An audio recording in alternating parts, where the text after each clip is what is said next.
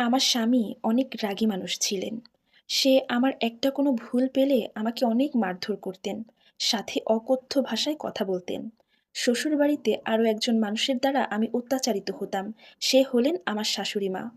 আমার স্বামী যখন আমাকে মারধর করত, তখন আমার শাশুড়ি তার ছেলেকে বাধা না দিয়ে উল্টো আরও উস্কে দিত আর মুচকি মুচকি হাসত। কিন্তু এই অত্যাচারিত সংসার থেকে আমি যে বের হয়ে যাব সেটাও পারতেছিলাম না। এখান থেকে আমি মুক্তিও পাচ্ছিলাম না। আমি ছিলাম নিরুপায়। এই সংসার ছেড়ে স্বামীকে ডিভোর্স দিয়ে যেতে পারছিলাম না ২টা কারণে। প্রথমত, আমার কোনো ইনকাম নেই। আর দ্বিতীয়ত, বিবাহ বিচ্ছেদ আমার পরিবারের মানুষজন পছন্দ করে না। এই ২টা কারণে আমি তাদের সব অত্যাচার মুখ বুজে সহ্য করছিলাম।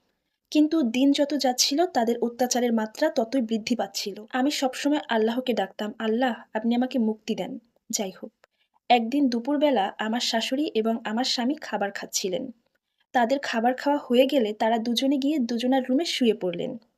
তখন আমি খাবার টেবিলে এসে টেবিলটা পরিষ্কার করতেছিলাম। কারণ আমার স্বামী যদি ঘুম থেকে উঠে দেখে খাবার টেবিলের এই অবস্থা, তাহলে সে আবার আমাকে মারধর করবে। ওই সময়টাতে আমার ছোট্ট মেয়েটা কান্না করে উঠল। ওর বাবার পাশেই ছিল। তখন আমি দৌড়ে গিয়ে ওকে ওখান থেকে নিয়ে আসলাম।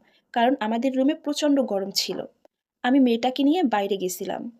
ওই মুহূর্তে আমার শাশুড়ি এসে আমাকে বলতেছে, এই মেয়ে, তুমি খাবার টেবিল পরিষ্কার না করে মেয়েকে নিয়ে বাইরে এসে বাতাস খাইতেছো? দাঁড়াও, আজকে আমার ছেলেটা ঘুম থেকে উঠুক, তোমার মজা বুঝাবো। এভাবেই আমার শাশুড়ি প্রতিনিয়ত আমার স্বামীকে আমার বিরুদ্ধে উস্কি দিত। আর আমার স্বামী তার মাকে বিশ্বাস করে আমাকে মারধর করত। শাশুড়ির এইসব কথা শুনে আমি বাইরেই দাঁড়িয়েছিলাম। ঘরে যাওয়ার আর সাহস পাচ্ছি না। কারণ আমি জানি, এখন যদি আমি ঘরে যাই, তাহলেই আমার স্বামী আমাকে অনেক মারধর করবে। কিন্তু সেদিন ঘটনা ঘটল উল্টা। আমার শাশুড়ি ঘরে গিয়ে দেখতে পেলেন আমার স্বামী ঘুম থেকে উঠে নিজেই টেবিল পরিষ্কার করতেছে এবং টেবিলে যত থালা বাসন ছিল সবগুলো সে বেসিনে নিয়ে নিজে নিজেই ক্লিন করতেছে। এসব দেখে আমার শাশুড়ি তো অবাক হয়ে গেছেন। এই দৃশ্য আমার শাশুড়ি দেখে তার ছেলেকে বলতে লাগলেন, এই, তুই কি বউয়ের গোলাম হয়ে গেছিস নাকি? যেই কাজ তোর বউয়ের করার কথা সেই কাজ তুই নিজেই করতেছিস। তখন আমার স্বামী মাথা ঠান্ডা করে তার মাকে জবাব দিলেন, দেখো মা, ও তো বাচ্চাটাকে সামলাচ্ছে, এখন আমারও তো উচিত ওকে একটু হেল্প করা। আমার স্বামীর মুখে এই কথা শুনে আমার শাশুড়ি তখন রেগেমেগে সেখান থেকে চলে যেতে লাগলেন। ঠিক ওই মুহূর্তে সে পা পিছলে পড়ে যায় এবং পায়ে অনেক ব্যথা পায়, মাথায় আঘাত লাগে। তখন ডাক্তারকে ডাকা হয় বাড়িতে। ডাক্তার এসে জানায় যে আমার শাশুড়ির পা ভেঙে গেছে, ৩ মাস বেড রেস্টে থাকতে হবে।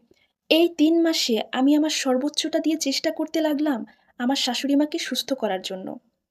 তার যাবতীয় যা কাজ সব আমি নিজ হাতে করতাম। তাকে খাইয়ে দিতাম, গোসল করিয়ে দিতাম। এমনকি আমি নিজ হাতে তার বাথরুম পরিষ্কার করতাম।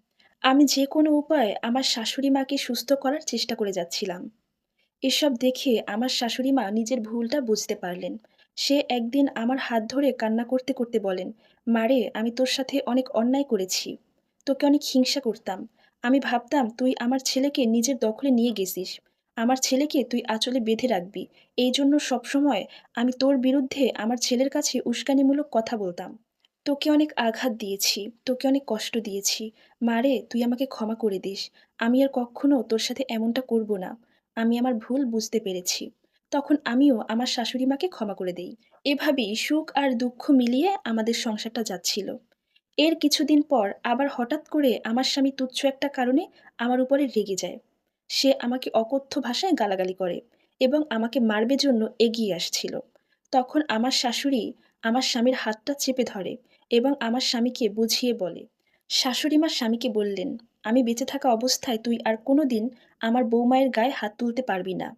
তখন আমার স্বামী প্রচণ্ড রাগান্বিত হয়ে সেখান থেকে চলে যেতে লাগলেন। ঠিক সেই মুহূর্তে আমার স্বামীও তখন পা পিছলে পড়ে যায়। এতে সে তার কোমরে প্রচণ্ড আঘাত পায়। সে উঠে দাঁড়াতে পারছিল না। ওই মুহূর্তে আমি দৌড়ে এসে তাকে ধরে দাঁড় করালাম এবং সে আমার উপরে ভর করে রুমে গেল। বিছানায় গিয়ে শুয়ে শুয়ে সে আমার কাছে ক্ষমা চাইলেন। আমার স্বামী তখন কান্না করতে করতে বলে, ওগো, আমার ভুল হয়ে গেছে। আমি আমার ভুলটা বুঝতে পেরেছি। আমি আর কখনো তোমার সাথে এমন আচরণ করব না। এই তো কিছু মাস আগেও মনে হতো আমি এক জাহান্নামে আছি। কিন্তু এখন আমার মনে হচ্ছে স্বামী এবং শাশুড়ির ভালোবাসায় আমি এক জান্নাতে আছি। আমি সবসময় আল্লাহকে বলতাম, আল্লাহ, তুমি আমার পরিবারের শান্তি দাও। আমার দিকে তুমি মুখ তুলে তাকাও। আল্লাহ তাআলা আমার কথা শুনেছেন। সে এখন আমার পরিবারটাতে শান্তিতে পরিপূর্ণ করে দিয়েছেন। আর এই সম্পূর্ণ স্টোরিটা একটা আপুর জীবন থেকে নেয়া, যার সাথে আমার বাস্তব জীবনের কোনো মিল নেই। ধন্যবাদ।